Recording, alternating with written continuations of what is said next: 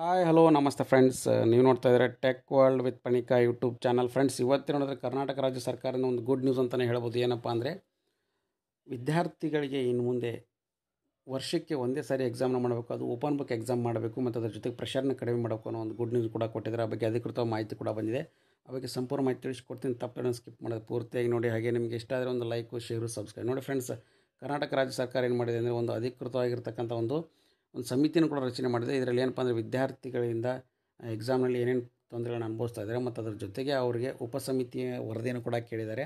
ಎಕ್ಸಾಮ್ಸ್ಗಳು ಯಾವಾಗಿರಬೇಕು ಮತ್ತು ಯಾವ ಥರ ಇರಬೇಕು ಅನ್ನೋದನ್ನು ಕೂಡ ಮಾಹಿತಿನ ಕೊಡಬೇಕು ಅನ್ನೋದಕ್ಕೋಸ್ಕರ.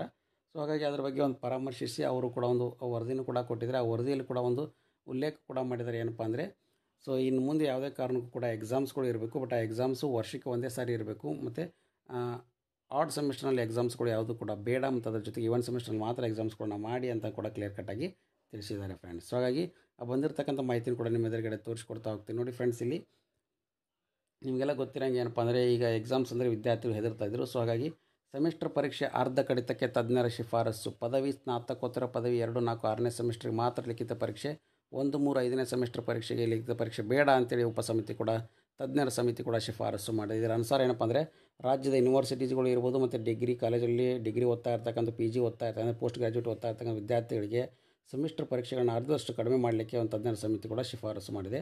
ಶೈಕ್ಷಣಿಕ ಸಾಲಿನಲ್ಲಿ ಏನಪ್ಪ ಅಂದರೆ, ಕೊನೆಯಲ್ಲಿ ಬರ್ತಕ್ಕಂಥ ಇವನ್ ಸೆಮಿಸ್ಟರ್ 2, 4, 6ನೇ ಸೆಮಿಸ್ಟರ್ ಏನಿರ್ತಾವೆ ಅಲ್ಲಿ ನಿಮಗೆ ಎಕ್ಸಾಮ್ಸ್ನ ಕಂಡಕ್ಟ್ ಮಾಡಬೇಕು. 1, 3, 5ನೇ ಸೆಮಿಸ್ಟ್ರಲ್ಲಿ ಯಾವುದೇ ಕಾರಣ ಕೂಡ ಲಿಖಿತ ಪರೀಕ್ಷೆ ಬೇಡ, ಅಂದರೆ ಥಿಯರಿ ಎಕ್ಸಾಮ್ಸ್ಗಳು ಬೇಡ. ಮತ್ತು ಅದರ ಜೊತೆಗೆ ವಿದ್ಯಾರ್ಥಿಗಳಿಗೆ ತರಗತಿಗೆ ಭಾಗವಹಿಸುವಿಕೆ, ವರದಿ ಬರೆಯುವಿಕೆ, ಅಂದರೆ ಅವ್ರಿಗೆ ಅಸೈನ್ಮೆಂಟ್ಗಳು ಇರ್ಬೋದು ಮತ್ತು ಅದರ ಜೊತೆಗೆ ಬೇರೆ ಬೇರೆ ಎಲ್ಲ ಆ್ಯಕ್ಟಿವಿಟಿನಲ್ಲೂ ಕೂಡ ಏನಪ್ಪ ಅಂದರೆ ಮೌಲ್ಯಮಾಪನ ನೀಡಿ ಫಲಿತಾಂಶ ಕೊಡಬೇಕು.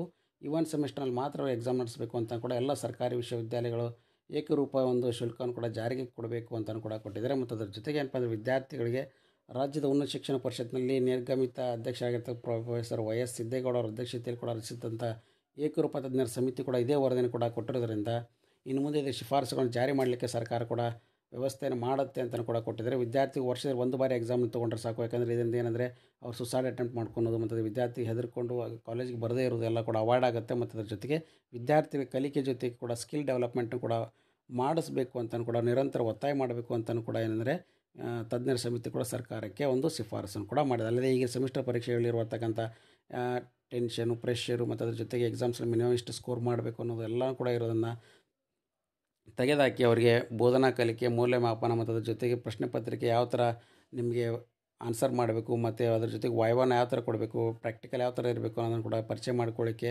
ಒಂದು ಅವಕಾಶ ಮಾಡಿಕೊಡಬೇಕು ಅಂತಲೂ ಕೂಡ ಕೊಟ್ಟಿದ್ದಾರೆ. ಮತ್ತು ಅದ್ರ ಜೊತೆಗೆ ಏನಪ್ಪ ಅಂದರೆ, ಪರೀಕ್ಷಾ ವ್ಯವಸ್ಥೆಯಲ್ಲಿ ವಿಕೇಂದ್ರೀಕರಣ ಕೂಡ ಮಾಡಬೇಕು ಅಂತ ಕೂಡ ವಿಶ್ವವಿದ್ಯಾಲಯದ ಜೊತೆಗೆ ಪರೀಕ್ಷೆಗಳನ್ನು ಕೂಡ ನಡೆಸಲಿಕ್ಕೆ ಕಾಲೇಜುಗಳ ಅವಕಾಶ ನೀಡಬೇಕು ಮತ್ತು ಅದ್ರ ಜೊತೆಗೆ ಯೂನಿವರ್ಸಿಟಿಗಳೇ ಮಾಡಬೇಕು ಅನ್ನೋದನ್ನು ಕೂಡ ತೆಗೆದು ಹಾಕಬೇಕು ಅಂತಲೂ ಕೂಡ ಕೊಟ್ಟಿದ್ದಾರೆ. ಹಾಗಾಗಿ ಇದೊಂದು ಏನಪ್ಪ ಅಂದರೆ, ಒಂದು ಒಳ್ಳೆಯ ಬೆಳವಣಿಗೆ, ಇದರಿಂದ ವಿದ್ಯಾರ್ಥಿಗಳಿಗೆ ಅನುಕೂಲ ಆಗುತ್ತೆ ಅಂತಲೂ ಕೂಡ ಎಲ್ಲರೂ ಕೂಡ ತಿಳಿಸಿದ್ದಾರೆ. ಸೊ ಹಾಗಾಗಿ ಇದು ಲೇಟೆಸ್ಟ್ ಆಗಿರ್ತಕ್ಕಂಥ ಬಿಗ್ ಅಪ್ಡೇಟು. ಇದರಿಂದ ಏನಪ್ಪ ಅಂದರೆ, ವಿದ್ಯಾರ್ಥಿಗೆ ಅನುಕೂಲ ಆಗುತ್ತೆ ಅಂತ ಹೇಳಿದ್ದೀನಿ. ಮತ್ತು ಅದ್ರ ಜೊತೆಗೆ ಲೇಟೆಸ್ಟ್ ಆಗಿರ್ತಕ್ಕಂಥ ಎಲ್ಲ ಅಪ್ಡೇಟ್ಗಳನ್ನ ಏನಪ್ಪ ಅಂದರೆ, ನಾನು ನಿಮಗೆ ಪದೇ ಪದೇ ಎಲ್ಲನೂ ಕೂಡ ಕೊಡ್ತಾ ಇರ್ತೀನಿ. ಮತ್ತು ಅದ್ರ ಜೊತೆಗೆ ನಿಮ್ಗೆ ಏನಪ್ಪ ಅಂದರೆ, ನನ್ನ ಚಾನಲ್ ಸಬ್ಸ್ಕ್ರೈಬ್ ಮಾಡಿಕೊಂಡ್ರೆ ಪ್ರತಿದಿನಾನು ಕೂಡ ನಿಮಗೆ ಅಪ್ಡೇಟ್ಗಳು ಸಿಗ್ತಾ ಇರ್ತವೆ. ವಿದ್ಯಾರ್ಥಿಗೆ ಅನುಕೂಲ ಇರ್ಬೋದು ಮತ್ತು ಅದ್ರ ಜೊತೆಗೆ ಸರ್ಕಾರದಿಂದ ಸಿಗತಕ್ಕಂಥ ಸವಲತ್ತುಗಳು ಇರ್ಬೋದು ಮತ್ತು ಜನಸಾಮಾನ್ಯರಿಗೆ ಅನುಕೂಲ ಅಂತೆಲ್ಲ ಕೂಡ ಸಿಗ್ತಾ ಹೋಗುತ್ತೆ. ಸೊ ಹಾಗಾಗಿ ಇದೊಂದು ಲೇಟೆಸ್ಟ್ ಆಗಿರ್ತಕ್ಕಂಥ ಬಿಗ್ ಅಪ್ಡೇಟ್ ಅಂತಲೇ ತಿಳಿಸ್ಕೊಡ್ತಾ ಇದ್ದೀನಿ. ಸೊ ಹಾಗಾಗಿ ಈ ವಿಡಿಯೋದ ಮಾಹಿತಿ ಎಲ್ಲರೂ ಕೂಡ ಇಷ್ಟ ಆಗಿ ಅಂತ ಭಾವಿಸ್ತಾ ಇದ್ದೀನಿ ನಾನು. ಇಷ್ಟ ಆಗಿತ್ತಪ್ಪ ಅಂದರೆ ಒಂದು ಲೈಕು, ಶೇರು, ಸಬ್ಸ್ಕ್ರೈಬ್. ಮತ್ತೊಮ್ಮೆ ಎಲ್ಲರಿಗೂ ಕೂಡ ಹೊಸ ವರ್ಷ ಶುಭಾಶಯ.